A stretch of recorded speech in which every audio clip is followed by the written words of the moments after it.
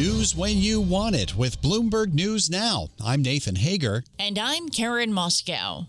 Karen, the surge in futures is coming on signs the U.S. and China are closing in on a trade deal. Both sides spent the weekend in Malaysia coming to terms on a range of contentious issues, including export controls, fentanyl, and shipping fees. Treasury Secretary Scott Bessent says President Trump's threat of a 100% tariff on Chinese goods is effectively off the table, and he expects China will make substantial purchases of American soybeans.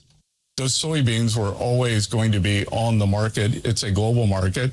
The three leading suppliers are Brazil, Argentina, and the U.S., and I believe that we have brought the market back into equilibrium, and I believe that the Chinese will be making substantial purchases again. Treasury Secretary Bessent spoke on CBS's Face the Nation, heard Sundays on Bloomberg Radio after meeting with his Chinese counterpart. President Trump says he may drop an investigation into whether China violated his first-term trade deal when he meets with Chinese President Xi Jinping on Thursday.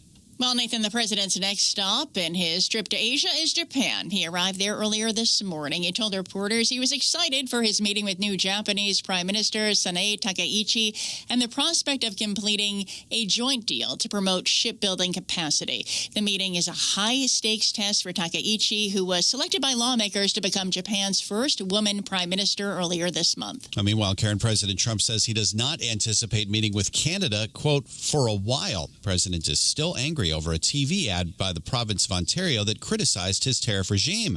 On his way to Japan, President Trump defended his choice to terminate trade negotiations with Canada. One of the most difficult countries to deal with has been Canada. As much as I love Canada itself and the people. President Trump spoke aboard Air Force One as Canadian Prime Minister Mark Carney says his government is prepared to resume trade talks with the U.S. at any time. Carney says the world, though, will start shifting away from trade with the U.S. So naturally, trade is going to shift away.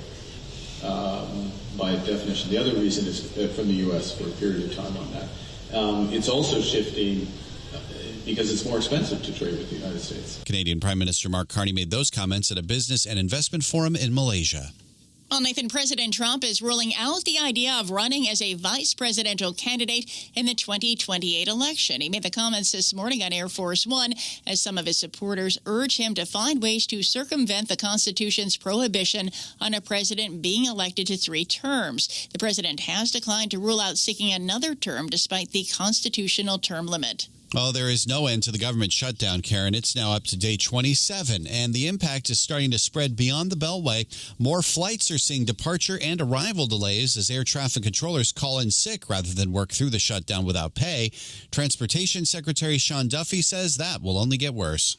As we get to Monday, tomorrow, Tuesday, and Wednesday, that you're going to see more staffing shortages in towers, which means you're going to see more delays, more cancellations. Transportation Secretary Sean Duffy appeared on Fox News' Sunday Morning Futures. The Agriculture Department says as of this Saturday, it will no longer have the funds to send out supplemental nutrition assistance, also known as food stamps. House Minority Leader Hakeem Jeffries says Republicans need to negotiate on Democrats' demands for extended health insurance subsidies. They have had the opportunity, both House Republicans and Senate Republicans, repeatedly throughout the year to extend the Affordable Care Act tax credits, and they've consistently voted against it. House Minority Leader Hakeem Jeffries was a guest on CBS's Face the Nation, heard Sundays on Bloomberg Radio. And that's news when you want it with Bloomberg News Now. I'm Karen Moskow. I'm Nathan Hager, and this is Bloomberg.